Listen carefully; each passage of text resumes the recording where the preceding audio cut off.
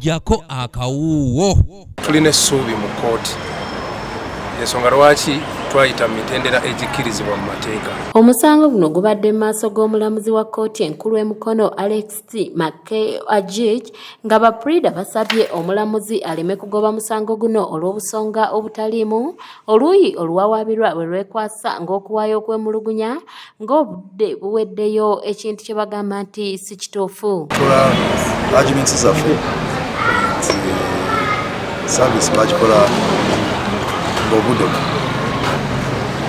buyisira kubanga amateeka bagamba nti mufayiringa petition olina okusavinga petition hapo musanvu. So twalaze kooti obukakafu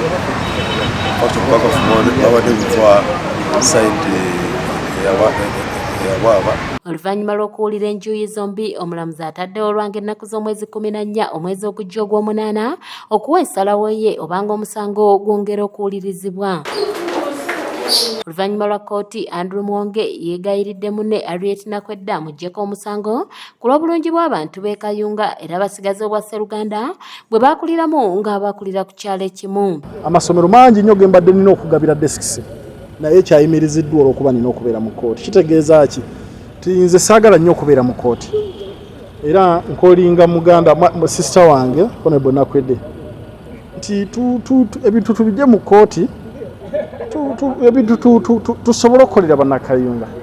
So nze gwe mutima gwange gwe njagala okirabiramu nze newe naawangula oba newaanaawangula tuleete omutima gw'obunnakayunga kozi zino kkooti zo zisobola okusalawo ebyazo naye mu mitima gyaffe nga bannakayunga tulina okwagalana. Era kinsanyusiza nnyo okulaba nga tubadde nga twogera bulungi era nsuubira ebintu bijja kutambula bulungi. Kyokka Nakwedde abadde azizza omuliro eri Muwonge aleme kunafuya nsonga eri ku mutendera gwa ggwanga okugissa ku mutendera gw'ekyalo wabula alinde essalawo ya kkooti era ye ne banne nti balina essuubi ddene. Bino si bya kyalo. Ensonga z'ekyalo tujja zoogerako nga tuli ku kyalo. Kati ensonga etuleeta wano mu kkooti olwaleero ejja etuleeta buli kaseera. Si nsonga ya byakyalo mbu twakulira wamu twalyanga ffenna amapeera. Eno ensonga ya bannayuganda n'abantu ab'ensi yonna abaagala dimokirasiya okubeera ng'agenda mu maaso ku lw'obulungi bw'abantu.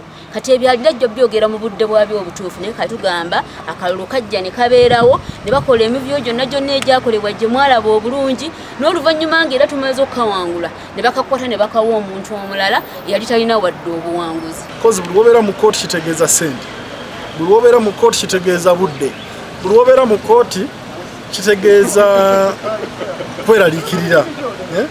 Baba bakusimbye mu kaguli omutima tegusobola kubanga mutawankavu. So nze nga nze sandyagadde kubeera mu kkooti. Wabula ye looya wa Andrew Muwonge Oscar Kihika akalambidde ng'ayagala kkooti omusango Nakwedde gwe yawaaba egugobe olw'ensonga okwemulugunya kwe yakusaayo oluvannyuma lw'ennaku 7. Babadde butwa side yabwaba nti petition bagifuna ku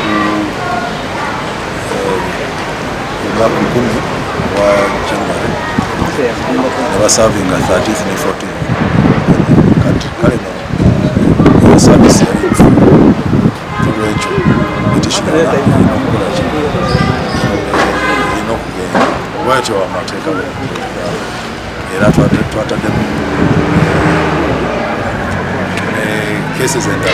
Okulondebwa kwa Muwonge kwajja oluvannyuma lw'okufa kwa Ffeffekka Sserubogo eyali alondeddwa nga ssentebe era yatwalibwa mu kkooti munnakibiina kya NUP Harriet Nakwedde ng'agamba nti ono yateekebwako buteekebwa ku bwa ssentebe wabula si bantu be baamulonda.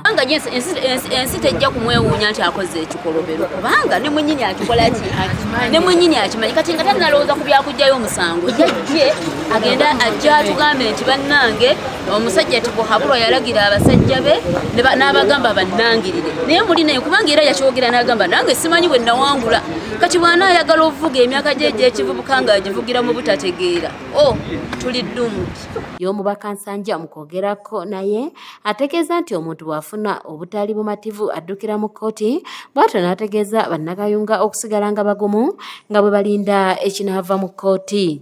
Awo nno omuntu yenna bw'agamba mbu nno ayagala Harriet Nakwedde omusango agugyeyo mu kkooti gwe yawaaba. Njagala okutegeeza eggwanga nti omusango guno tegukyali gwa Harriet Nakwedde Kafeero.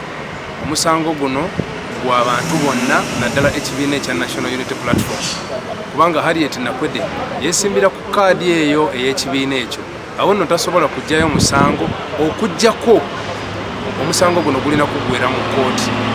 Ensala ya kkooti tujja kugiwa ekitiibwa singa enaaba etuwa amaanyi, naye bw'enaaba etumalamu amaanyi era ekitiibwa tekijja kubaawo. Awo nno omusango guno katutambule nagwo mu kkooti. Nze nga nze sandyagadde kubeera mu kkooti, era singa bukyenkya naga omusango ngujje ku muwonge, ekyo nyinza okusinga okukola ki? Okwagala, kuba kyekyo ekyongera ku bannakayunga ekitabatoolako. Ebyo byonna byonna byanyumya tebitukwatako mu nsonga eno. Patrice Kyewalabye yakusakidde eggulire lino ku lwa ABS Television. Tujja kugiwa ekitiibwa singa enaaba etuwa amaanyi, naye bw'enaaba etumalamu amaanyi era ekitiibwa tekijja kubaawo. Awo nno omusango guno katutambule nagwo mu kkooti, kkooti esobole okusalawo omutuufu yange.